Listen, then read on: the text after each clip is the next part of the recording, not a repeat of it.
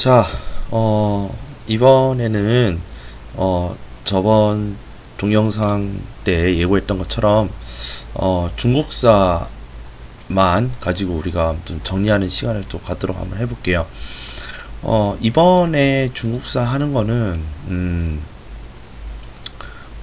이제 저번처럼 뭐 이렇게 처음부터 끝까지 A to Z로 이렇게 다루는 것이 아니라, 조금 우리가 핵심적인 내용들 위주로 해서 다루자라는 의미에서 시작한 거라, 사실 이번 하는 내용을 대해서 전혀 이해가 부족하신 분들께서는 앞에 있는 동영상을 좀 보실 필요가 있으실 것 같고요. 미리 좀 보고 오시면은 좋을 것 같아요. 그래서 어느 정도 공부가 되신 분들 한해서 시청했으면 좋겠다라는 개인적인 부탁을 드리면서 시작을 한번 해보도록 하겠습니다. 우리가 중국사를 하게 될 건데요. 이 중국사를 할 때, 우리가 처음에 시작을 할 때 4대 문명에서부터 시작을 했고, 이 4대 문명이 메소포타미아부터 시작해가지고 우리가 인더스까지 하고 넘어가서 중국 문명부터 해서 쭉 나가서 청나라까지 한꺼번에 우리가 끝낸 거거든. 그래서 우리가 요 내용을 우리는 중국사라고 얘기를 하는 겁니다. 지금 굉장히 지금 브러쉬가 좀 이상한 브러쉬인데, 자, 그래서 이 중국사를 한 거고, 그리고 제가 정리를 하려고 하는 것이 요거기 때문에 여러분들께 오늘 그 제공하고자 하는 컨텐츠는 중국사입니다. 그래서 중국사만 오늘 여러분들께 중국사 1 이렇게 거창하게 한번 중국사 1 해가지고 한번 쭉 연표를 한번 적어볼게요. 그래서 오늘은 이번 시간에는 뭐냐면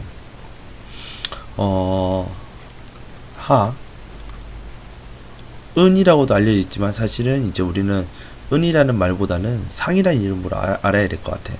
그래서 은이라고 아는 거는 과감하게 지우고, 하, 상, 주,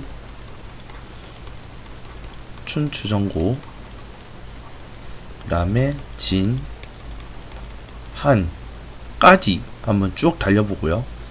이게 첫 번째.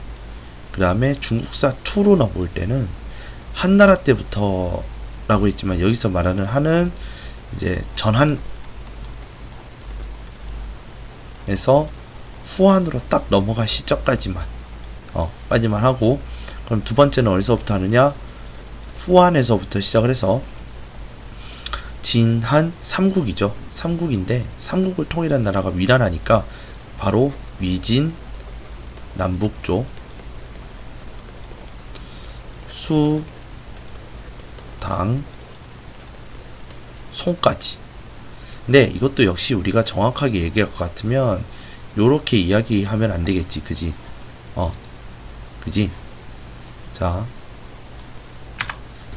일단 수나라까지 적고, 수, 그 다음에 당. 자, 당나라가 멸망하고 나서 5대 19기 들어오고요. 그 다음에 송, 그 다음에 원나라로 바로 들어오는 것이 아니라, 이제 우리는 좀 알잖아, 그지? 그래서 원나라 바로 들어오는 게 아니라 남송과 금나라 시기, 그 다음에 이게 지나가고 나서 원, 명, 청까지 했으면 좋겠는데, 사실 우리가 이것저것 따지고 나면은 사실 이 송나라 파트에서 좀 약간 양이 많아요. 그래서 송나라까지 해서 한번 끊고요. 그 다음에 마지막 세 번째 시간에 송, 그 다음에 남송부터 송, 원, 명, 청, 이렇게 해서 크게 중국사 3부작을 한번 만들어 보고자 합니다. 그래, 앞에서 했던 거는 말 그대로 제가 그 자체 교환을 가지고 했던 내용을 가지고 제가 최대한 쉽게 그 다음에 좀 이것저것 많이 설명을 했던 거고요. 여러분들 이제 이해가 많이 힘드시니까 이제 그렇게 한다고 제가 이 말 저 말 좀 다른 말들을 좀 많이 했던 거고, 이번에 하는 이 3부작은 각 그 왕조별로 특징이 있잖아요. 그 특징별로 간단하게 좀 요약을 하면서 빠르게 보고 넘어가자라는 의미에서 시작을 한 거니까 지금 굉장히 제가 서론이 길어요. 그 이유는 뭐냐면 충분히 여러분들께 이거를 납득을 시키고 이걸 가지고 여러분들께 여러분들 충분히 이제 납득시킨 다음에 그리고 제가 하고 싶은 것들을 하려고 해요. 그래서 우리가 이제 하나라부터 오늘 1부작 전한까지 한번 보도록 할게요. 사실 전한 사이에 신나라라는 것이 있어요. 이것도 여러분들이 공부했으니까 알겠지. 자, 그럼 우리가 이제 하나라부터 한번 보도록 할게요. 먼저 하나라. 자, 하나라 같은 경우에는 먼저 하나라와 상나라는 하나의 공통점을 가지고 있어. 심지어서 주나라까지도 공통점을 가지고 있어요. 그게 무엇이냐면 황하강이라는 것에 모두 수렴을 해요. 즉 건국 또는 문명이 발생한 곳이 전부 다 어디라? 황하강이기 때문에 그런 거예요. 그래서 황하강에서 일어나게 되었고, 하상주까지는 또 두 번째. 자, 그러니까 지금 이제 이 동그라미 1번은 이제 의미가 없으니까 이건 지울게요. 자, 이렇게 지우고, 자, 첫 번째 공통점 황하강, 두 번째 청동기 사용입니다. 그렇죠? 자, 요 두 가지가 뭐냐면 공통점이야. 또 적어 드릴게요. 공통점. 요렇게. 자, 첫 번째 공통점 어디서 발생했다고? 황하강에서 발생했다. 두 번째 무엇을 사용했다? 청동기를 사용했다. 이렇게 두 가지가 하상주의 공통점이에요. 그러면 이제 차이점에 대해서 봐야 되겠지. 자, 차이점. 자, 하나라는 사실 황하강에서 만들어졌고 청동기 사용했다. 여기서 끝이야. 알겠니? 그래서 바로 상나라와 주나라의 차이점에 대해서 간단하게 우리 또 살펴볼게요. 자, 우리 상왕조에서 우리가 봐야 되는 것은 재정일치의 형태를 보였는데, 이것을 우리 세계사에 들어오면 뭐라고 하자고? 세계사에 들어왔을 때 뭐라고 하자고? 그렇지. 신권정치라고 하자고 했었잖아, 우리. 기억 안 나? 자기들? 자, 그래서 신권정치를 하자고 했지. 그치?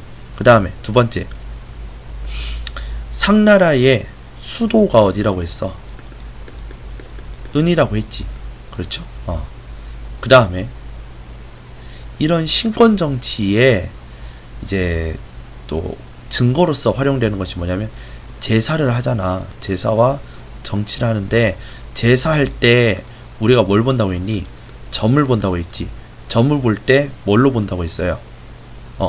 뭐 거북이 등껍질에다가 이제 뭐 이것저것 새겨가지고 점을 본다고 했잖아. 그때 만들어진 문자를 뭐라고 해? 갑골문 또는 갑골문자라고도 해요.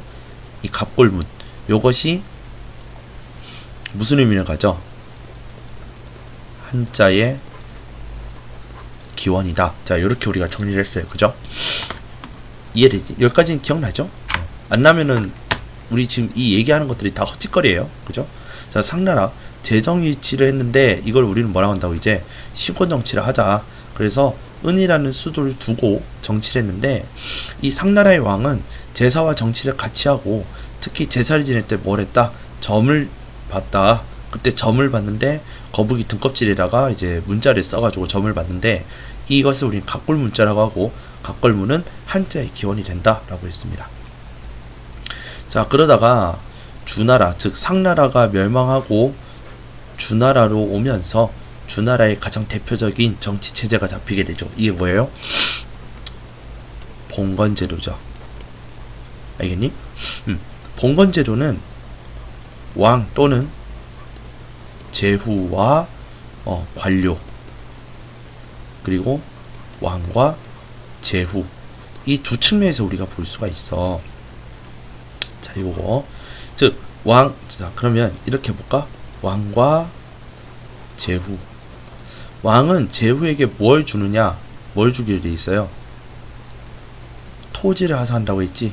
그러면 제후는 왕에게 뭘 준다고 했어? 충성. 근데 충성의 의미는 뭘로? 군사로. 그 다음에 세금을 바치죠. 그죠? 세금과 이제 충성, 즉 군사력을 이제 대주는 동시에 왕은 제후에게 토지를 이제 주게 되는 거죠. 이러한 계약에 의해서. 그 다음에 왕과 제후와 왕 또는 제후가 누구랑 관료들. 이 관료들은 이제 뭐라고 부르냐면 경과, 대부와 사라고 하는데 얘네들한테 마찬가지야. 왕은 경대부 사하 같은 관료들에게 뭐를 줘? 땅을 주는 거야. 즉 토지를 주는 거죠. 역시. 그럼 이 토지를 가지고 이 경대부사는 또 뭐 하는 거야? 충성을 바치고 역시 세금을 내는 이러한 구조예요. 그런데 이 첫 번째 케이스와 이 두 번째 케이스는 차이가 있어요. 바로 무엇이냐면 왕과 제후의 관계와 그 다음에 왕제후 그 다음에 그들과 다른 우리 이 경대부사들, 즉 이제 관료제들끼리 이제 그런 관계에 이제 의미하는 건데, 자 무엇이냐면, 자 이거 지울게요 그냥 아싸리. 자 상나라 아까 얘기했고, 자 우리가 이제 주나라에 대해서 봐야지. 주 봉건제. 자 첫 번째 왕과 제후와의 관계. 자 먼저 왕은 제후에게 토지를 주고 뭐 이렇게 한다고 했잖아. 그러니까 더 이상 설명을 하지 않을게요. 즉 왕과 제후는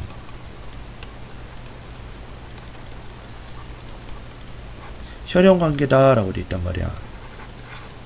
혈연관계. 그렇지만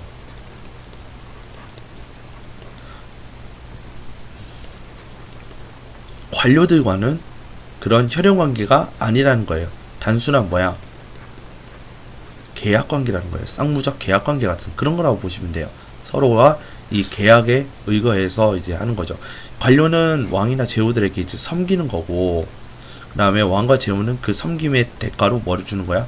토지를 주는 것 같이 이런 일종의 얘네들은 약속, 계약에 의거해서 된 게 왕, 제후, 그 다음에 관료들이에요. 관료들과의 관계는 그렇고, 왕과 제후의 관계는 뭐 해야 된다고? 혈연관계 해야 된다고. 이해되셨죠? 이것이 바로 주나라의 봉건제입니다. 사실 이것만 보면 돼요. 그런데 문제는 이 주나라의 봉건제가 문제점이 발생하죠. 첫 번째, 왕과 제후 간의 문제점이 발생한다. 자, 왕은 점점점 아들로 내려갈수록 어떻게 돼요? 촌수가 더 이렇게 떨어지지. 그지? 제후도 마찬가지로 죽으면 아들들이 계속 해먹을 거 아니야. 맞지? 그러니까 얘네와 얘네는 서로 관계가 혈연관계냐라는 거야. 아니라고 했죠. 점점 혈연관계에서 멀어지니까 이 제후들은 어떻게 되는 거야? 점점 독립을 생각하게 되더라는 거죠. 즉 세력화를 한다라는 말로 바꿀 수가 있는 거죠. 이것이 주나라 봉건제의 문제점이었어. 즉 뭐냐면 시간이 지날수록 제후들이 독립성을 띠기 시작하더라는 거야. 알겠니? 자 그럼 여기까지 여러분들이 이해했으면 바로 우리는 어디로 볼 것이냐? 춘추전국 시대로 볼 거야.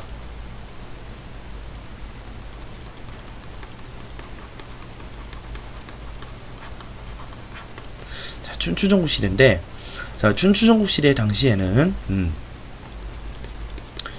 춘추 시대가 있고 전국 시대가 있다고 했죠. 자 춘추 시대는 뭐였느냐? 바로 주나라 왕을 인정하면서 서로 다퉈왔던 그런 이제 혼란기였다면, 이 전국 시대에는 주나라 왕을 뭐하고 무시하고 말 그대로 이제 더 혼란기죠. 쉽게 얘기하면 더 혼란기를 접어드는 것이 바로 전국시대란 말이야. 왜냐면 춘추시대 당시에 독립했던 애들은 다 뭐였으니까 제후들이었거든. 근데 전국시대에 봉기한 애들은 뭐냐면 제후들이 아니라 바로 경, 대부, 사 출신의 뭐 관료들이란 말이에요. 관료들은 주왕과 상관이 있어 없어? 없잖아. 그러니까 뭐 하는 거예요? 무시를 하는 거고요. 제후들은 주왕과 뭐에 관련이 있지. 그러니까 인정을 하는 거야. 이해되셨어요? 그래서 춘추시대 이후에 전국시대가 일어나게 되고, 그 가운데서 부국 강병을 위해서 얘네들이 이제 인재들을 등용하죠. 인재 등용하고 그 다음에 사상적으로 발전을 해야 할 필요가 있는 거야. 그래서 이 인재가 나오고, 이 인재들이 각기 자기의 말을 하면서 사상적 혼란기도 들어와요. 이걸 우리는 뭐라고 그래? 제자 백가라고 얘기를 하죠. 즉 그래서 춘추전국 시대와 뭐라고? 제자 백가라고 얘기를 하는 거야. 이해되겠니? 그래서 춘추전국 시대와 제자 백가랑 같이 가는 거예요. 개념이. 그러면서 춘추전국 시대. 춘추전국 시대에는 드디어 이 춘추전국 시대부터 어떻게 하냐면 청동기에서 벗어나서 철기 문명으로 이제 우리가 들어서게 되는데, 중국의 철기 문명의 형태는 두 가지예요. 무기로 썼을 때와 농기구로 썼을 때란 말이야. 자, 무기로 썼을 때 철제 무기를 사용하게 되면 부서지지가 않잖아. 그러니까 싸움이 더 어떻게 돼요? 고조화가 되겠지. 즉 정복 전쟁이 활발하게 되겠죠. 그러면서 이 정복 전쟁에서 살아남은 나라들은 어떤 형태를 취하게 되느냐? 봉건제의 문제가 드러났잖아. 그러니까 더 이상 하지 않겠지. 즉 중앙 집권화로 하겠죠. 그죠? 중앙 집권적인 국가를 세운단 말이죠. 두 번째, 농기구로 썼을 때 깊이 가리가 가능해지고 이제 도구가 정말 좋아졌으니까 이런 깊이 가리를 통해서 농업 생산력이 증가를 하게 되겠죠. 그죠? 농업 생산력이 증가를 하는 이제 그런 형태가 나오게 되는 거죠. 자, 그렇게 되면 사실 농업 생산력이 증가하면 당연히 뭐예요? 잉여 생산물이 늘어날 거 아니야. 그러면 이 잉여 생산물들을 뭐 해야 돼? 팔아야 되겠지. 그러면 상업이 발달하겠지. 그러면 팔다 보니까 어때? 상업뿐만 아니라 이제 상공업도 발달하겠죠. 공업도 발달하겠지. 그지? 그러다 보니까 상업 팔 놈 따로, 만들 놈 따로. 그지? 그 다음에 농사질 놈 따로. 그지? 그 다음에 정치할 놈 따로. 이렇게 어떻게 돼요? 직업이 다양화, 즉 분화하는 형태로 드러나게 되죠. 그래서 대표적인 게 네 가지가 있잖아. 사, 농, 공, 상. 자, 이렇게 네 가지. 그죠? 요 내용들을 내가 했었단 말이야. 예, 그래서 요걸 이해하시면 된다. 이제 춘추전국 시대 내용이 지금 굉장히 중요해서요. 조금 투자를 많이 하고 있어요. 자, 제자백가의 내용에 대해서는 너무 제가 강조를 많이 하지 않았습니다. 하지만 기본적으로 우리가 봐둬야 될 거는 유가, 도가, 그 다음에 뭐 유가, 도가 정도로만 해도 충분할 것 같아요. 그죠? 법가. 근데 법가 사상은 지금 여기서 공부하지 않아도 어디 가서 배우냐면 진나라 때 가서 배울 거고요. 유가 사상도 정확하게 뭔지는 몰라도 돼요. 유가랑 도가랑 법가 이런 것들이 있다라는 것 정도만 알면 되죠. 그리고 이 유가는 훗날 유교로 발전하게 돼서 한나라부터 청나라까지 줄곧 이제 유행하게 되는 하나의 이제 대중적인 그 사상으로서 발전하고, 도가는 유교보다는 대중적이진 않지만 도교로서 또 중국 역사에 그리고 우리나라의 역사에 영향을 끼치게 되는 그런 이제 사상으로 발돋움하기 시작을 하죠. 자, 요렇게 여러분들 정리하시면 되겠죠. 자, 그 다음 이제 진나라로 넘어옵니다. 진나라. 자, 먼저 진나라의 의의에 대해서 보자면 최초 무한왕국, 최초 통일국가, 그 다음에 또 하나 있어. 최초 황제 사용. 최초로 황제라는 직책을 만들어서 사용을 했단 말이야. 그래서 이 대표적인 사람이 누구예요? 진시 황제죠. 그죠? 자, 이 진나라는 어떤 사상을 갖고 있었냐? 자, 2번 사상. 법과 사상을 가지고 나라를 통치했단 말이야. 이 법과 사상이라는 건 뭐냐면, 법이라는 것이 뭐예요? 엄격한 규칙으로 뭐하자? 질서를 뭐하자? 유지하자. 요것이 바로 법과 사상이 맞죠? 그래서 대표적인 사람이 뭐 한비자, 상황 뭐 이런 사람들이었다고 했어요. 이사 뭐 이렇게. 자, 어쨌건 이러한 법과 사상을 기초로 해서 국력이 올라가고, 이 국력이 뭘로?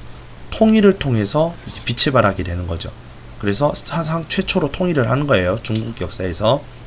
자, 그다음 세 번째, 정치 또는 정책, 요거에 대한 내용인데,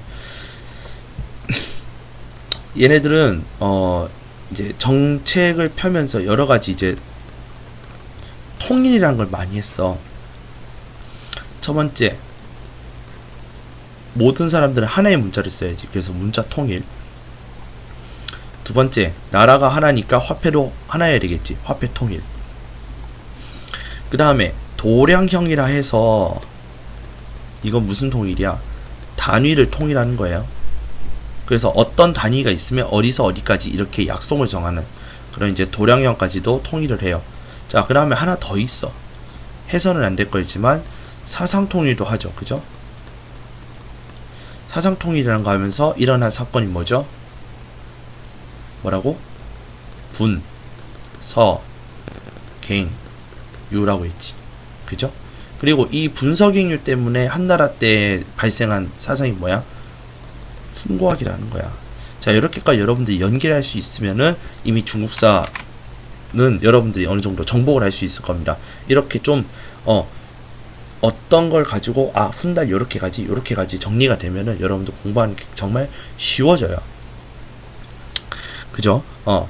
자, 그 다음 도로망도 정비를 하고 뭐 하고 했지만은 기본적으로 얘네들이 제일 첫 번째 업적 사업이라고 했을 때 뭘 했어요? 첫 번째로 뭐라고? 만리장성을 쌓았죠. 그 다음에 아방궁, 그 다음에 진시황릉, 이런 것들 만들었지.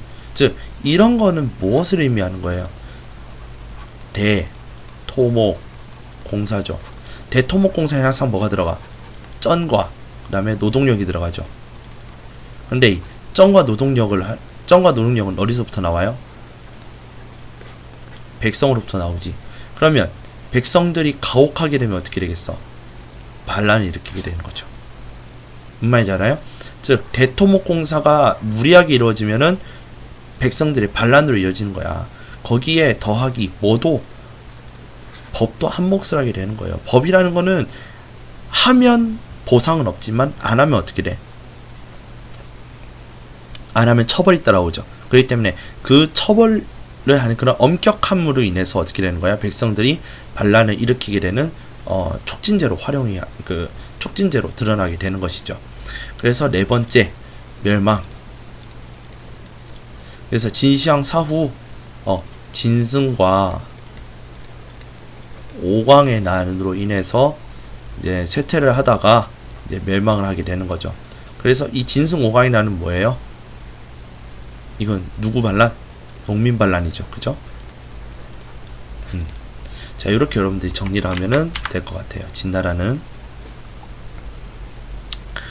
자, 봅시다. 자, 한나라. 자, 이제 벌써 우리 동영상이 끝나가요. 예, 금방금방 정리한다니까. 우리가 한나라인데, 우리가 지금 볼 한나라는 어떤 나라? 전한 시대의 한나라예요. 그죠? 전한의 한나라를 볼 건데, 첫 번째, 전한을 세운 한 고조 유방이란 사람. 그죠? 이 사람이 처음에 실시했던 정책 이름이 뭐지? 정치 체제 이름이 군국제죠. 자, 군국제는 뭐야? 봉건제 더하기 황제 직할령. 어떤 식으로 봉건제가 아니라 뭐라고? 군현제로 다스린다는 거야. 아 참, 내가 진나라 얘기할 때 군현제 얘기 빼먹었죠. 자, 군현제라고 하는 거는 뭐냐면 군과 현의 지방관을 파견하는 거라고 했어. 근데 이 지방관이라는 놈은 누가 뽑는 거야? 황제가 뽑는 거지. 맞아? 그래서 황제의 무슨 통치? 직접 통치를 하는 거라고 얘기했어요. 그죠? 황제의 직접 통치를 하는 거다. 자, 황제 직접 통치하는, 즉 이 황제 직접 통치한다라는 건 뭐야? 중앙 집권하죠. 이거는 이거는 반대말이 뭐야? 그래서 봉건제가 되죠. 어쨌건 아이러니하게도 지금 이 군국제에서는 봉건제와 군현제가 동시에 있단 말이야. 이거에 대해서는 제가 앞에 있는 걸 통해서 여러분들이 꼭 보셔서 오셨으면 좋겠어요. 이 군국제였는데 이 항고조 유방 때 지나서 무제까지 지나가면서 어떻게 확립이 됐냐면 군국제에서 군현제화로 된다고 얘기를 했었어요. 그죠? 요런 거 하나 끝이야. 자, 바로 이제 한 무제로 갈 거예요. 항고조가 이거밖에 이거 말고는 제가 이제 더 중요하다고 설명할 게 없어. 첫 번째, 한 문제는 먼저 유교를 통치 이념화합니다. 그죠? 두 번째, 이 유교를 통치 이념화하고 두 번째로 정복 사업을 하지. 근데 정복 사업을 하는데 여러분들이 보셔야 될 거는 장건의 서역 진출이라는 사건을 여러분들이 보셨으면 좋겠어요. 자, 서역 진출인데 이 서역 진출을 통해서 무엇을 찾아냈냐면 뭐라고? 그렇지. 비단길이라는 거를 개척을 해요. 비단길 개척을 하게 된다. 자, 비단길 이게 중요한 거예요. 이거 비단길. 자, 그다음 3번. 그런데 정복 사업이라는 걸 하려면 뭐가 역시 쩐이 들어가고, 그렇지. 그다음에 뭐 노동력 이런 것도 당연히 다 들어가겠지. 자, 노동력은 좀 주체치더라도 일단 쩐이 부족하잖아. 그러면 세금을 더 걸어? 안 되지. 세금 거둘 수 없으니까 뭐 하는 거야? 어쨌건 재정 확보를 마련한 재정 확보책이 있어야 되겠지. 그것이 뭐예요? 뭐라고? 그렇지. 바로 전매제도가 되는 거죠. 그래서 이 전매제도를 통해서 무엇을 전매를 해요? 소금과 철을 전매를 하죠. 그러면 소금과 철을 전매한다라는 거는 뭐? 생활하는 데 있어서 꼭 필요한 생활 필수품이라는 거죠. 이 생활 필수품은 누구든지 사지 않으면 불편한 거잖아. 맞지? 그러니까 나라가 돈을 많이 번다라는 거죠. 이것이 바로 전매제도를 통해서 이 정복 사업에 대한 재정 확보를 하고자 했다. 그렇지만 이 전환이 쇠퇴를 하게 된다.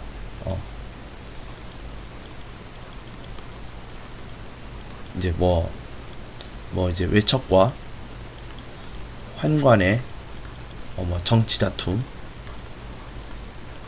요런 것 때문에, 특히 왕망이라는 사람이 뭘 만들어요? 신나라를 건국하죠. 그죠? 자, 요런 이제 전환까지 우리가 봤고요. 이 다음부터는 뭐예요? 후한이 들어오게 되는 거예요. 그 후한부터는 우리가 한번 끊고 또 보도록 할게요.